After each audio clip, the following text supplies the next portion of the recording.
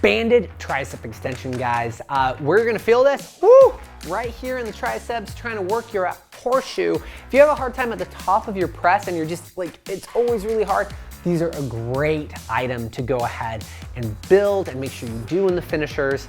So good, and it's a great way to get arm strength in terms of pressing without actually really going and utilizing and putting your shoulder in a position where it might feel it, for those of you that might have like old injuries or other items like that. So with that, let's talk about some durability tips. We're gonna go ahead and wanna make sure we grab a band, and we wanna almost think of like it's a hammer style grip, vertical, and then we wanna make sure we are pulling the band apart a little bit, because when we pull band apart and we find our palms even with our shoulders, that's going to help us open up the chest, and we're gonna be able to fire the armpits.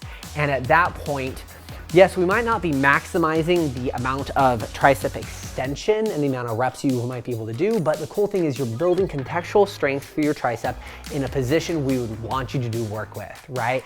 We aren't per se like trying to go ahead and get it yoked as much as we can, right? Which is where you see bodybuilders get into like really weird and crazy positions because they're trying to just squeeze out every single last rep. This is about making sure we're not only getting strong and we're doing some sculpting, but we're also trying to build strength where we want it for the rest of your life, right? Like be strong in normal positions. Now from there, where are our elbows going to be? Our elbows need to be sucked in, right? And we need to be relatively close. And as we extend, as Coach Amy is doing, she's doing a wonderful job, we're making sure that the elbows aren't drifting forward, right? Or moving around. They're staying very static. Go ahead and let's do some more reps here. Now, if we're watching that, we come up and we're never coming up so much that we're losing tension on the band. Right there, right? So we wanna think come up just above parallel to where the hand is slightly above the elbow, and then we're driving right back down. And I joke around of making a little bit of a magic show, so we can see Amy's elbow come back up to here, and then as she reaches full extension, we notice, oh, the elbow disappears, that little nub, right? So do a magic trick, and every time at the end of the rep, have the elbow disappear, right? Get that definitive lockout.